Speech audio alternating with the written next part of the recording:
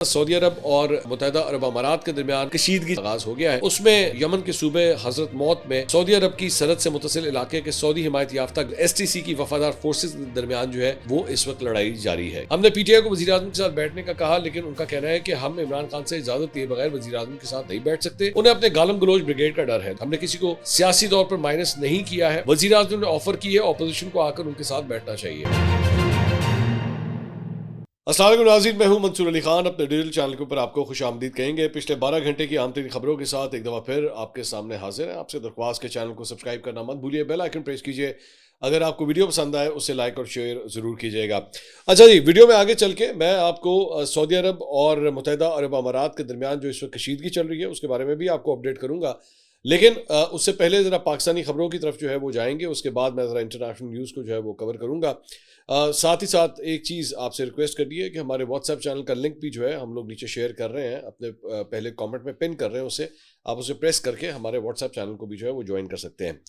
अच्छा जी, एक बड़ी इंटरेस्टिंग डेवलपमेंट जो है वो पिछले 24 घंटे में हो रही है, जिससे मैंने एक्चुअली अभी ऑब्जर्व किया है। वो है राना सनाउल्लाह साहब की जानिब से दिया गया एक बयान। अब राना सनाउल्लाह साहब ने एक बयान दिया कि जनाब 5 जो बड़े हैं उन्हें इकट्ठा बैठने की ज़रूरत है ताकि मामला जो है वो आगे चल सकें, जिसमें उन्होंने नाम लिया नवाज शरीफ साहब, शहबाज शरीफ साहब, आसिफ अली जरदारी साहब, इमरान खान साहब, और उन्होंने कहा जी और वो जिनको सभी जानते हैं, मेरे ख्याल में वो ज़ाहिर बात है फील्ड मार्शल आसिम मुनीर की बात कर रहे थे। अब अगर आप इसको रियलिस्टिकली उठा के देखिए तो ऐसा तो मुमकिनात में लगता नहीं है कि कभी इस तरह होगा, लेकिन मतलब आइडिया तो कम से कम फ्लोट किया गया है। मेरे लिए इंटरेस्टिंग बात क्या है, वो आम तौर पे इस तरह के कमेंट्स वगैरह जो है वो सियासतदान देते रहते हैं कि जनाब यूं हो जाए, इस तरह हो जाए, वो उस तरह हो जाए। मतलब फ्रैंकली स्पीकिंग अगर आप उठा के भी देख लीजिए तो मेरे ख्याल में तो आज तक कभी इस तरह का कोई वाकया हुआ ही नहीं कि 5 बड़े आपको एक जगह पे मिल जाए। यानी अगर माजी में भी कभी हुआ हो तो आप कहें ना कि जनाब वो फलां वाकया पेश आया था। आखिरी दफ़ा नवाज शरीफ साहब और इमरान खान साहब अगर इकट्ठे किसी जगह पे बैठे थे तो वो APS का जो वाकया हुआ था 2014 का जो धरना था, उसके बाद जब APS का वाकया हुआ था उसके बाद एक प्रेस कॉन्फ्रेंस हुई थी जिसमें इन दोनों ने बैठ के इकट्ठे शिरकत की थी और उसको मीडिया को जो है उन्होंने एड्रेस किया था, जबकि उस वक्त इमरान खान साहब एक्चुअली एहतजाज के ऊपर थे। और उसके बाद हमने वो सिलसिला देखा, या तो वो फिर असेंबली के अंदर थे या फिर उसके बाद जब शहबाज शरीफ साहब लीडर ऑफ द अपोजिशन थे तब इमरान खान साहब प्राइम मिनिस्टर हुआ करते थे, वरना हमने इन सबको इकट्ठे कभी भी नहीं देखा। तो अभी भी ये मुमकिनात नहीं है। लेकिन इंटरेस्टिंग बात यह है कि राना सनाउल्लाह साहब की ये जो कही हुई बात थी, कल सारा दिन मुख्तलिफ चैनल्स के ऊपर, मुख्तलिफ टेलीविजन चैनल्स के ऊपर एक्चुअली इसको हेडलाइंस में शामिल किया गया, इसको लिया गया। अब मैं खुद, मेरा मीडिया से ताल्लुक है, आम तौर पे ये कोई इतना कोई बड़ी बात नहीं है अनलेस और अनटिल इसको पुश ना किया जा रहा हो। आई होप आप मेरी बात समझ सकते होंगे कि अगर उसको पुश ना किया जा रहा हो कि जनाब एज चलाओ, हाँ ज़रा खबर, एज खबर ज़रूरी है। मैं नहीं जानता ये किस क्वार्टर की तरफ से आती है, ये क्या आती है, लेकिन इस खबर को जो है वो काफ़ी हद तक लाइमलाइट मिली पिछले 24 घंटे के अंदर। मुख्तलिफ चैनल्स के ऊपर मैं देख रहा था कि इस खबर को रिपीट किया जा रहा है, बार बार हेडलाइंस के अंदर जो है वो चलाया जा रहा है। अब राना सनाउल्लाह साहब ही कल रात को शहजाद इकबाल साहब के शो में आए हुए थे। उन्होंने कहा जी मियाँ नवाज शरीफ की मंजूरी ना होती तो वज़ीर आज़म शहबाज शरीफ मुज़ाकरात की बात ना करते। उनसे सवाल हुआ था कि जनाब ये जो मुज़ाकरात की ऑफ़र की गई है इसमें नवाज शरीफ साहब की जो है वो मंजूरी शामिल है या नहीं। उन्होंने कहा ऐसा नहीं हो सकता कि वज़ीर आज़म ने मुज़ाकरात पर नवाज शरीफ और इस्टेब्लिशमेंट को एतमाद में ना लिया हो। महमूद खान अचकज़ई हो या PTI की दूसरी क़यादत, वो हमारे साथ बात करते हुए डायलॉग की ख्वाहिश का इजहार करते हैं, लेकिन जब तक इमरान खान की पॉलिसी डायलॉग की ना हो बात नहीं हो सकती। इमरान खान ने मुज़ाकरात का इख्तियार किसी को नहीं दिया है। अलीमा खान दुरुस्त कहती हैं कि मुज़ाकरात की बात करने वाला हम में से नहीं, मुज़ाकरात की राह में इमरान खान ही हमेशा रुकावट रहे, इसकी जिम्मेदारी उन्हीं पर है। पूरे वसूख से कहता हूँ कि इमरान खान मुज़ाकरात नहीं चाहते। इमरान खान से मुलाकात के सवाल पर उन्होंने कहा कि उस्मा खान की उनसे जेल में मुलाकात हुई और उसके बाद उन्होंने जो गुफ्तगू की और ट्वीट किया उससे कोई फ़ायदा हुआ या मामला मज़ीद ख़राब हो गए। हमने PTI को वज़ीर आज़म के साथ बैठने का कहा, लेकिन उनका कहना है कि हम इमरान खान से इजाज़त दिए बगैर वज़ीर आज़म के साथ नहीं बैठ सकते। उन्हें अपने गालम गलोच ब्रिगेड का डर है। 2018 से 2024 तक दुनिया में पहली बार हुआ कि लीडर ऑफ द हाउस ने लीडर ऑफ द अपोजिशन से एक बार भी मुलाकात की और ना ही हाथ मिलाया। हमने किसी को सियासी तौर पर माइनस नहीं किया है। वज़ीर आज़म ने ऑफर की है ऑपोजिशन को आकर उनके साथ बैठना चाहिए। PTI वाले स्पीकर ऑफिस में जाकर बात करें तो उनकी वज़ीर आज़म से मुलाकात का इंतजाम हो जाएगा। मुलाकात में ये अपनी बात करें, वज़ीर आज़म अपना मौक़िफ़ पेश करेंगे, बात इस तरह से आगे बढ़ेगी। बेसिकली बात इमरान खान साहब के हवाले से ही है। अब मेरी नज़र में, मैं जिस तरह भी चीज़ों को मैं देखता हूँ उसके बाद मेरी नज़र में एक्चुअली प्रॉब्लम क्या है। प्रॉब्लमैटिक सिचुएशन यही है कि इमरान खान साहब की जो डिमांड है कि जनाब 8 फरवरी का मैंडेट जो है वो वापस किया जाए, हुकूमत के लिए ये कड़वा घूंट पीना मुमकिन ही नहीं है कि वो बैठे बैठाए अपनी पोजीशन जो है वो उसे छोड़ दें, या फिर ये मामला हो जाए कि जनाब इमरान खान साहब की रिहाई के बाद जो है अर्ली इलेक्शंस कॉल कर दिया जाए। ऐसा भी हुकूमत जो है वो किसी सूरत मानने के लिए तैयार नहीं है। अब आप इस सारी चीज़ को एक्चुअली अगर अटैच करें सुहेल वड़ायत साहब का जो कॉलम था वंडर बॉय का, हम ऑलरेडी उसके बारे में बात कर चुके हैं, जिसमें उन्होंने कहा था कि एक वंडर बॉय की तलाश है। तो वो वंडर बॉय किस सूरत में बन सकता है, ये मेरी भी वैसे बाय द वे मेरी आज सुहेल वड़ायत साहब से मुलाकात है, हो सकता है मैं तफसील से ज़रा एक जगह पे उनसे मुलाकात होनी है, तो हो सकता है तफसील से ज़रा उनसे पूछ लूँ कि इस पर वो क्या इंसाइट रखते हैं। बल्कि मैं कोशिश करूँगा उनको ज़रा बुलाऊँ किसी दिन पॉडकास्ट के लिए, काफ़ी देर हो गई उनसे बातचीत हुए हुए, तो मैं उनको इन्वाइट भी करूँगा। लेट्स सी हमारा इन्विटेशन वो एक्सेप्ट करते हैं या नहीं। लेकिन साथ ही साथ ये जो वंडर बॉय वाली जो इस्तिलाह निकाली गई थी, इसमें यह भी हो सकता है कि कल को कोई कौमी हुकूमत बनाई जाए जिसमें तमाम सियासी जमातें एक्चुअली बीच में शामिल हो, जिसमें पीटीआई भी शामिल हो, नून लीग भी शामिल हो, पीपल्स पार्टी भी शामिल हो, और एक बीच में न्यूट्रल आदमी जो है उसे प्राइम मिनिस्टर बना दिया जाए जिसके ऊपर सबको एतमाद हो या कोई कम से कम एतराज़ ना हो। तो तब ये मामला जो है वो आगे चल सकते हैं, वरना मुझे मुश्किल सूरत हाल लगती है कि दोनों साइडें जो है वो अपनी अपनी पोजीशन को छोड़ेंगी। इमरान खान साहब के लिए मुश्किल, मतलब चले आप उसको कह लीजिए एक लंबी निगरान हुकूमत या एक लंबी जो कौमी हुकूमत जो है वो बनती है, उसको टेन्योर ज़रा लंबा मिल जाए, रादर दिन के 3 महीने 90 दिन वगैरह या 4-5-6 महीने, उसके बजाय उसे लंबा टेन्योर मिल जाए और तब तक तमाम सियासी जमातें अपना अपना काम करें, जाके अपनी अपनी कैंपेनिंग्स वगैरह या जिस तरह भी उन्होंने तंजीमी ढांचा अपना खड़ा करना है वो करते रहे। उसके बाद देखा जाएगा कि इलेक्शंस वगैरह के लिए जो है वो क्या होता है, और तब सबको इवन एक ब्रेक इवन ग्राउंड जो है वो कम से कम मिल सके। इसके अलावा वज़ीर आला खैबर पख्तूनख्वा सुहेल आफरीदी साहब ने जनाब सीनियर सहाफ़ियों के साथ जो है वो फ़र्दन मुलाकात और गैर रस्मी गुफ्तगू की है, और उन्होंने कहा है कि जी इमरान खान ने इस्टेब्लिशमेंट से बातचीत के हवाले से मुझसे नहीं कहा, ताहम सूबाई मामला पर इस्टेब्लिशमेंट से बातचीत और ताल्लुकात बेहतर करने के लिए मैं तैयार हूँ। 8 फरवरी का एहतजाज हर सूरत होगा, जिन्होंने मुज़ाकरात करने हैं वो मुज़ाकरात करें। अच्छा, मैं एक बड़ी इंटरेस्टिंग चीज़ मैं देख रहा था कि एक लौंडे लपाड़ों ने अब एक नया काम स्टार्ट किया है, ये भी पिछले 24 से 48 घंटे के अंदर काम शुरू हुआ है कि जनाब 8 फरवरी से पहले जनाब इमरान खान साहब रिहा हो जाएंगे। ये नया मंजन मार्केट में आया है। ये मंजन जो है ना, ये वाला मंजन इस किस्म का बेचना, ये बराए मेहरबानी जो आप लोगों को इस किस्म के मंजन बेचते हैं ना, उनको तो प्लीज़ जाके अनसब्सक्राइब कीजिए, क्योंकि ये इस तरह की डेटे दे दे के जिंदा रहने वाले जर्नलिस्ट हैं। ये कभी आपको तो कहेंगे जनाब ये देखिएगा 14 अगस्त से पहले हो जाएगा, ये आप देखिएगा छोटी ईद से पहले हो जाएगा, ये देखिएगा बड़ी ईद से पहले हो जाएगा, रमज़ान आने से पहले हो जाएगा, गर्मियाँ आने से पहले हो जाएगा, बारिश का पहला कतरा होने से पहले हो जाएगा, सर्दियों के पहले हो जाएगा। Don't do that please. ये आप लोगों को बेवकूफ़ बनाते हैं, इनको कख नहीं पता होता, मैं जानता हूँ इनको कख नहीं पता होता। ये माजी में भी बड़ी दफ़ा इस तरह की डेटे दे चुके हुए हैं। ठीक है, 8 फरवरी का एहतजाज वगैरह वो सब कुछ है, लेकिन ये जो अब नया मंजन मार्केट में बेचने की कोशिश की जा रही है ना कि जनाब 8 फरवरी से पहले पहले इमरान खान साहब रिहा हो जाएंगे, प्लीज़ स्टॉप फॉलोइंग दैट। ये मैं कोई इनकी शान में कोई कसीदा कोई नहीं करना चाहता, मैं कोई सख्त अल्फाज नहीं इस्तेमाल करना चाहता, लेकिन मुझे अफसोस होता है कि मेरी कौम को कितने आराम से ये लोग बेवकूफ़ बना देते हैं, और उसके बाद then they start calling themselves as credible journalist as well. So please इस चीज़ का प्लीज़ ज़रा ध्यान रखिएगा। बहरहाल उन्होंने कहा कि जी इमरान खान की रिहाई के लिए बातचीत के हालात और माहौल साजगार होना चाहिए। पीटीआई की क़यादत को भी मजबूत सांस के साथ मैदान में उतरना होगा। बानी पीटीआई की बहनों का बाहर निकलना जायज़ है, वो अपनी भाई की रिहाई के लिए कोशा है। लाहौर का दौरा अवाम में बेदारी की लहर पैदा करने के लिए किया। कराची जाने का भी मकसद यही है, अवाम बानी पीटीआई की रिहाई के लिए मुतहरिक हो। बानी पीटीआई सिर्फ खैबर पख्तूनख्वा नहीं बल्कि पूरे मुल्क के लीडर है। हालिया दौरा लाहौर पर तबसरा करते हुए उन्होंने कहा कि लाहौर में दौरे के दौरान हमसे गलत ज़बान का इस्तेमाल हुआ, लेकिन वो अमल का रद्द-ए-अमल था। हमने अपने दौरे लाहौर के दौरान गलत ज़बान के इस्तेमाल पर जो है वो माज़रत की है। पंजाब में हमारे साथ बहुत बदतमीज़ी की गई। मेरा स्क्वाड जैसे ही गुजरता उसके बाद वहाँ मौजूद अफराद को हिरासत में ले लिया जाता। पहले से अंदाज़ा था कि पंजाब में ये रवैया इख्तियार किया जाएगा। पेशावर को तरक्की देंगे, ताहम लाहौर जैसी नहीं जहाँ जलसा जुलूस करने पर पाबंदी होगी।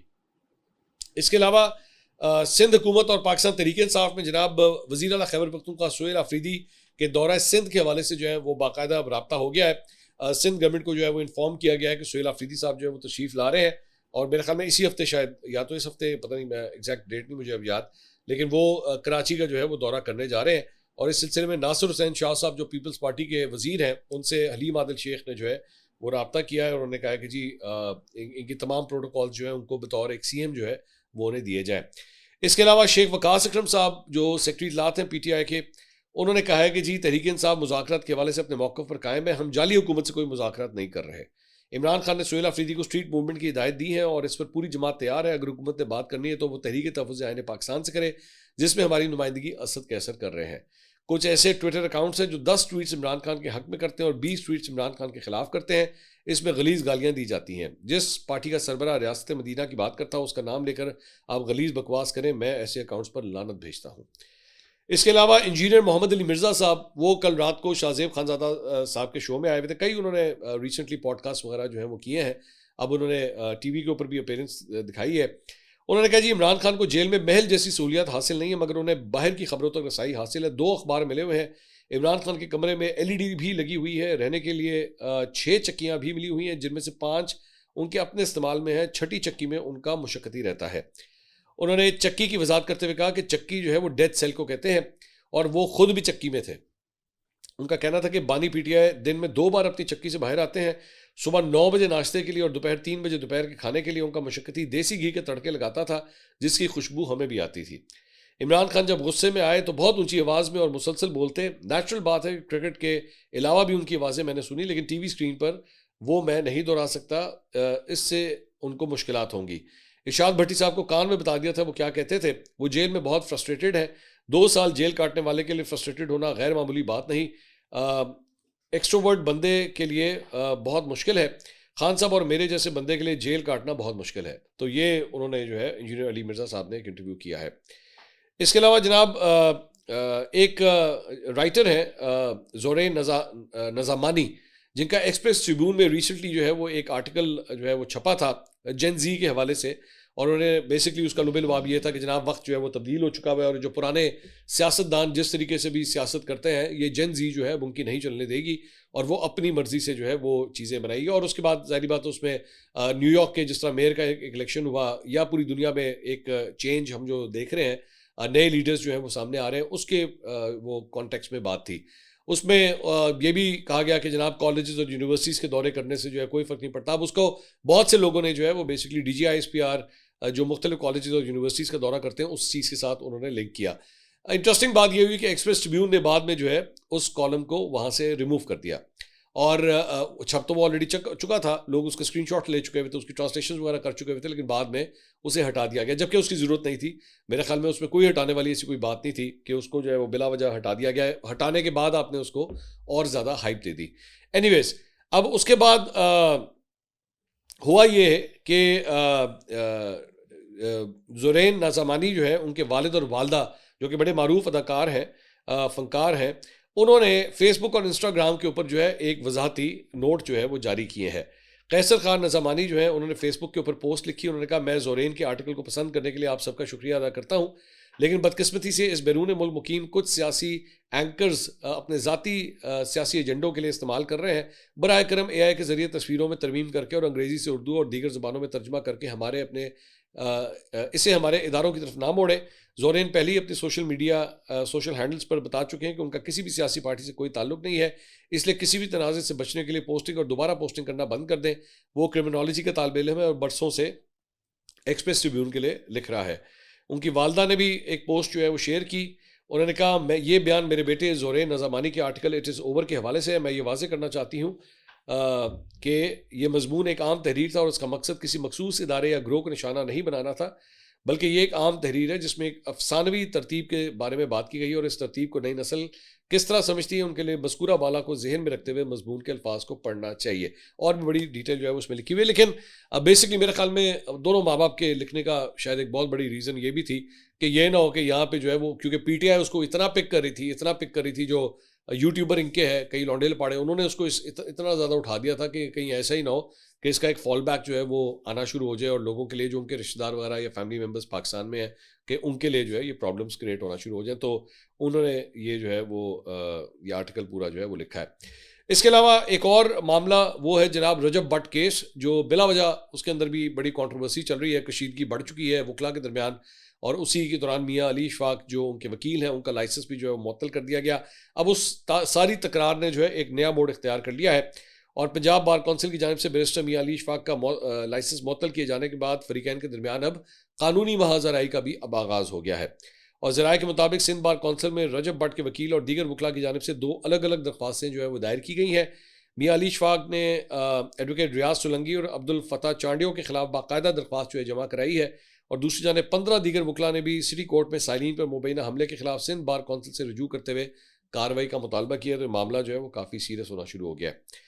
इसके अलावा यमन के अंदर हमने आपको बताया था सऊदी अरब और मुत्तहिदा अरब अमारात के दरमियान जो एक प्रॉक्सी वॉर या प्रॉक्सी कशीदगी चले आप लफ्ज़ इस्तेमाल कर लीजिए जिसका आगाज़ हो गया है। तो उसमें ख़बर यह है कि यमन के सूबे हज़रत मौत में सऊदी अरब की सरहद से मुतसिल इलाके के सऊदी हिमायत याफ्ता गवर्नर और अलहदगी पसंद जनूबी अबूरी कौंसिल STC की वफादार फोर्सेस के दरमियान जो है वो इस वक्त लड़ाई जारी है। यानी कि वही दोनों जो मुल्क हैं जो उनकी जो प्रॉक्सी वॉर है उसमें बाकायदा ये लड़ाई जो है इस वक्त चल रही है। STC ने सऊदी अरब पर सरहद के करीब अपनी अफवाज पर बमबारी का इल्ज़ाम लगाया है, लेकिन हज़रत मौत के गवर्नर सलीम अल खानबाशी का कहना है कि STC से फौजी अड्डे वापस लेने की कोशिशों का मकसद यमन के जनूबी सूबे पर पुरअमन और मुनज़्ज़म तरीके से दोबारा कब्जा हासिल करना है। इससे पहले यमन TV ने रिपोर्ट किया कि STC के जंगजू हज़रत मौत गवर्नरी के रुकैया ज़िले में अल मुफ़क़ चौकी से पीछे हट चुके हैं। हज़रत मौत के सऊदी हिमायत याफ्ता गवर्नर अल खानबाशी ने STC फोर्सेस से मजीद खूनरेजी से बचने के लिए दस्तबरदार होने का मुतालबा किया क्योंकि उनकी होमलैंड शील्ड फोर्सेस जो है वो आगे बढ़ रही है। मैं थोड़ा सा दोबारा आपको इसका बैकग्राउंड बेसिकली समझा दूँ।